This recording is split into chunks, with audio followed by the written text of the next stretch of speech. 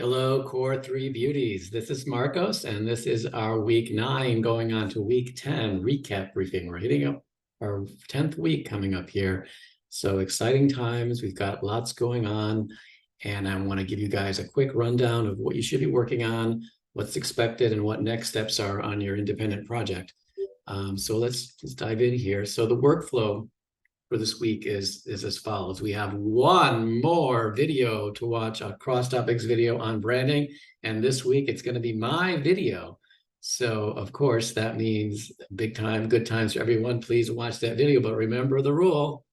What can't you do? Do not watch and listen to my video in fast speed. Make sure you keep it on normal, retain my dignity, and watch it all the way through. It's going to be good for you to learn about branding and different perspectives on how to develop a good brand, because that's what we're doing. So let's get through that one more video. If you haven't watched the other videos, make sure you catch up and get all those videos in. You're paying for this deep, rich education from this full team here at Parsons, and all the professors have worked hard to make those videos. So take the time to listen to them and get deep, good insights from all of us. We got one more to go, so let's do that. And then besides that, we're going to be working on our independent project. We're done with everything but our one project. So we're super focused now. We've got big, great opportunities to make a new brand that reflects a cause that we want to affect change on using design.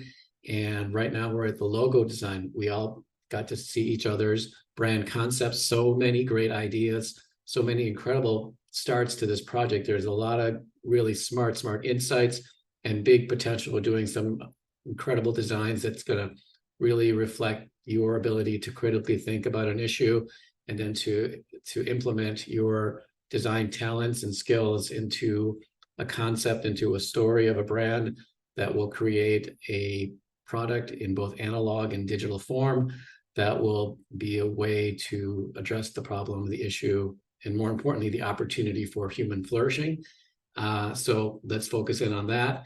And let's not forget, we are on our brand journey here. And as we can see, design student Sally has got up to the brand logo stage. She's wandering in the wrong direction here. So let's make sure that you don't follow design student Sally the wrong direction. You keep going across the beauty rainbow, developing your brand from starting at social causes, individual needs. Each of you had jumped on that brilliantly and beautifully, and you all have great new brand concepts and strategies. And many of you have your names, but some of you are in the middle of that now. And if you're struggling with the names and you need to reach out to me, please do, or talk to me Tuesday for sure.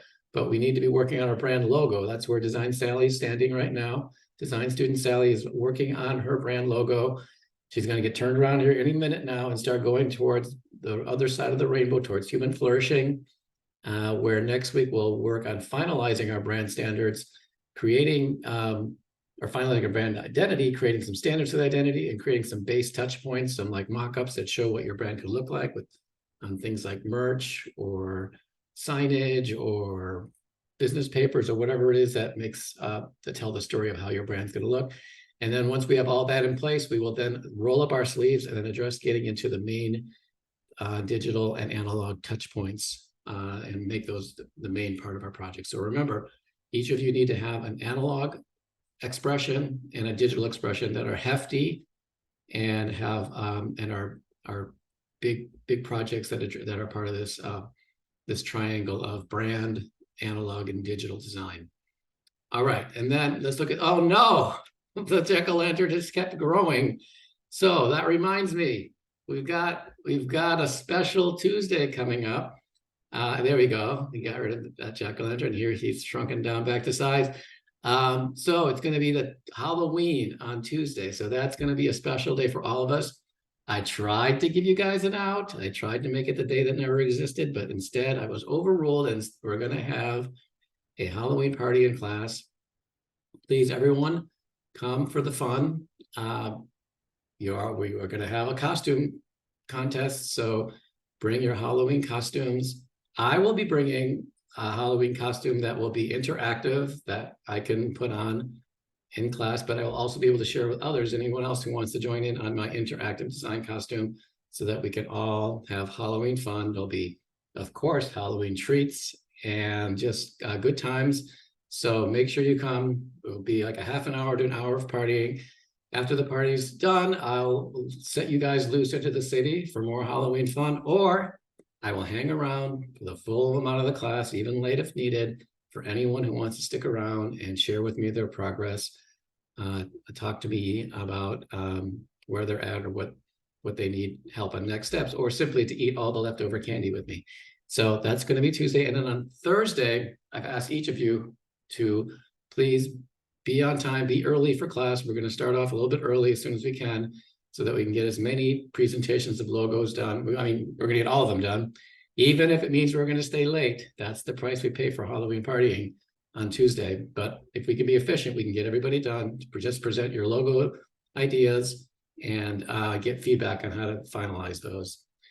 So that's going to be an exciting week. So make sure you get your full benefit from class next week, both in the partying and in the presenting, and that you're working on your logo designs. So what is the assignment? So basically what I want you to do, and is to kind of take a good approach to like developing your logo concepts. I want you to have kind of a 3-step process. I want you to identify like a theme that you think might be applicable for your first, second, and third potentially logo ideas. So think about what kind of values your brand is about, and think about the kind of messaging you kind of want your logo to have in general. And maybe for each concept you have, like you fine tune it towards one specific direction. Like for example, with the students design for their mental health brand for students, they thought that a trustworthy, intimate brand would be a good kind of focus to put on their identity. And they listed some values on this first page: simple yet trustworthy, good intentions, parents can trust it, not afraid approach, can unleash true thoughts and emotions, no judgment. So it's kind of like the premise of the logo. And then I'm a big advocate for doing research, visual inspiration research. So specifically under each of your concepts, put together a quick mood board, look for ideas, look for inspiration out there. Basically what you want to do here is each of you are going to have incredible ideas, like great concepts, and your names are going to be part of your idea. So sometimes you might have a very clever name or very straightforward name, and know that design doesn't do all the visual design doesn't have to do all the work. The name is doing a lot, and what you put your logo out is going to do a lot. So don't put the responsibility on your graphic identity, your brand identity, to have to tell the entire story in one little piece. You just have to be present, have a good aura around you, and you also have to kind of give a little bit of an idea, a little bit of a curiosity, a little twist, a little signal about what you're about. So you can see here that the student did some visual research, found kind of some simple ideas utilizing typography, and used that inspiration to make these 2 different options for concept 1. And then the same thing for concept 2, making a more approachable direction, doing a little bit different kind of visual research that then led towards this smiley face idea, or just sort of this kind of connected rainbow idea. And then you could do 2 of those ideas with a couple ideas, or just 1.